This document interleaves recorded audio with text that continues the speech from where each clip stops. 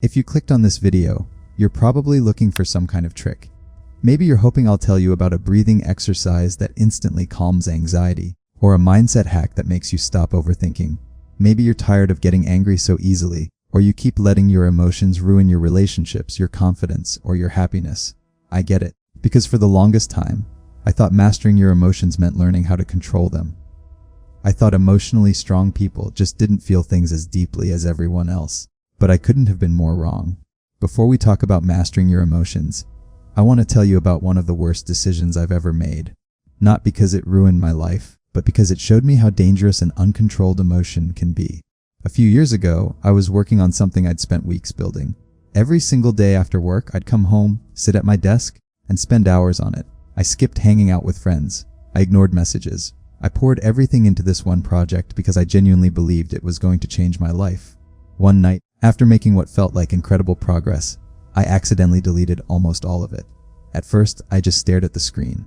I thought there had to be a way to undo it. I clicked every button I could find. Nothing. My heart started beating faster. I felt my stomach sink. Then, within a few seconds, frustration turned into pure rage. I slammed my fist on the desk. I grabbed my keyboard and threw it across the room. I remember standing there breathing heavily, feeling like the world had just ended. But here's the part that still embarrasses me. After about 15 minutes, I discovered there was actually a backup file. Almost everything had been saved automatically. The project wasn't gone. It had never been gone. The only thing I had actually destroyed was my own keyboard. I spent the next hour cleaning up the mess I'd made because I reacted before I understood what was happening. Looking back, it sounds ridiculous. Who throws a keyboard because of a file? But if you've ever said something you regretted during an argument, if you've ever made a decision while you were angry, if you've ever ruined an opportunity because anxiety convinced you something terrible was about to happen, then you've done the exact same thing. Maybe not with a keyboard, but with your own life, because that's what emotions do when they're left unchecked. They convince you that whatever you're feeling right now is reality. Anger tells you someone is your enemy.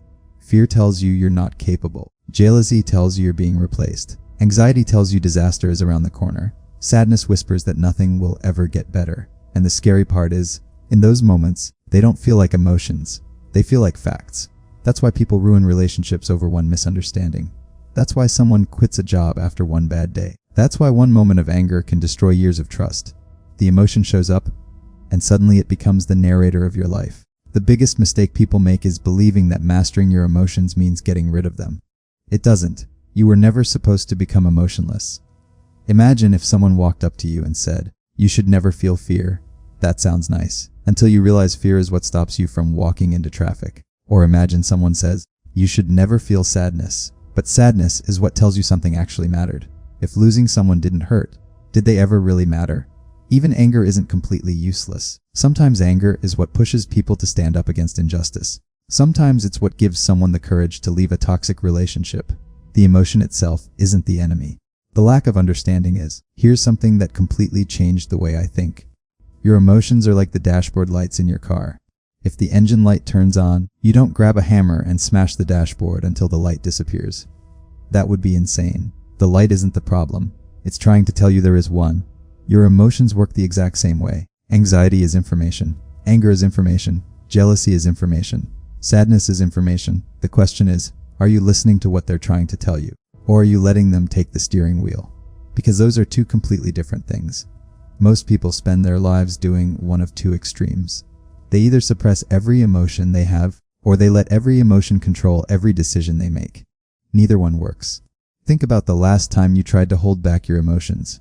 Maybe someone embarrassed you in front of other people. Maybe someone broke your trust. Maybe something happened at home that nobody knows about. You probably told yourself, "I'm fine. I don't care. That doesn't bother me." But your body knew you were lying. You couldn't sleep. You kept replaying the conversation. Your appetite changed. You became irritated over tiny things that normally wouldn't matter. The emotion didn't disappear. It just found another way out. That's the funny thing about emotions. They don't vanish because you ignore them. They wait. And eventually they collect interest. That's why people suddenly explode over something tiny. It was never about the dirty dishes. It was never about the unanswered text. It was never about someone cutting them off in traffic. Those moments were simply the final drop in an already overflowing bucket. I used to think emotionally mature people were the ones who never got upset. Then I started paying closer attention. The calmest people I know still get angry. They still feel anxious. They still get hurt. The difference is they don't immediately obey what they're feeling. There's a small gap between the emotion and their reaction. That tiny gap changes everything. Imagine someone insults you. Your brain instantly wants to fight back. You want to prove them wrong, embarrass them, win the argument. But emotionally mature people pause. Not because they don't feel angry, because they know anger is a terrible driver.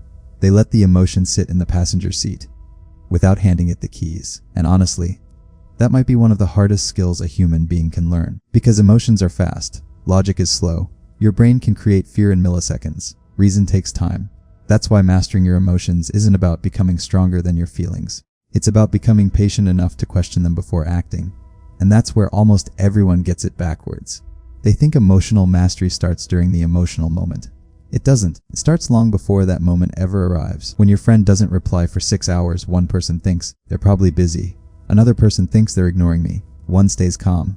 The other feels rejected. Nothing changed except the interpretation.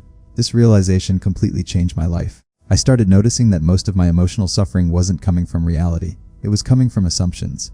My brain had become incredibly good at writing stories, and incredibly bad at checking if those stories were actually true. I'd convince myself someone secretly disliked me because they looked serious.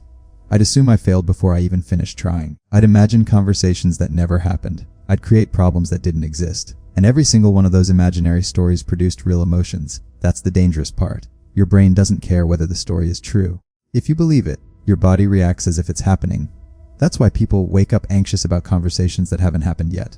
That's why someone can feel rejected without ever being rejected. That's why fear can become stronger than reality. Your imagination is powerful, sometimes too powerful. Once I realized this, I started asking myself one simple question whenever I felt overwhelmed. What story am I telling myself right now? Not, why do I feel this way?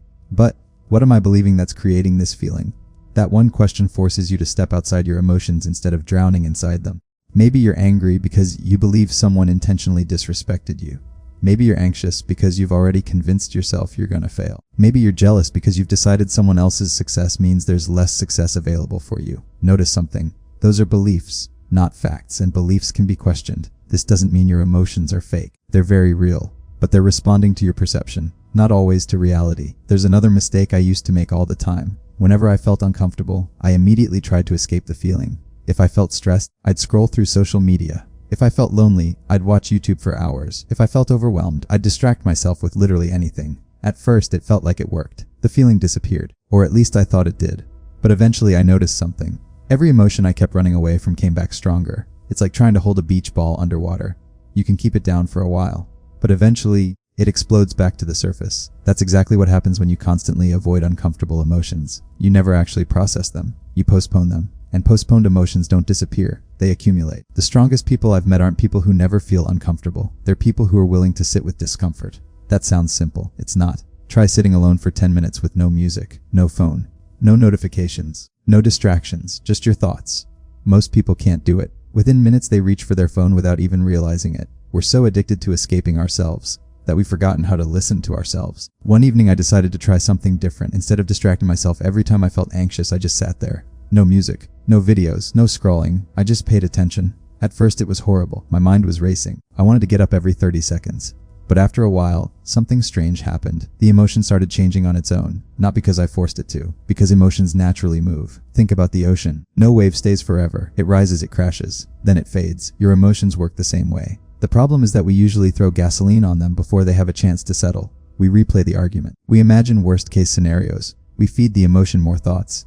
And then we wonder why it refuses to leave. One of the biggest lessons I've learned is this. You don't have to believe every thought your mind produces. Your mind generates thousands of thoughts every single day. Some are brilliant. Some are completely ridiculous. Imagine treating every thought like a command. I'm probably going to embarrass myself. I guess that's true.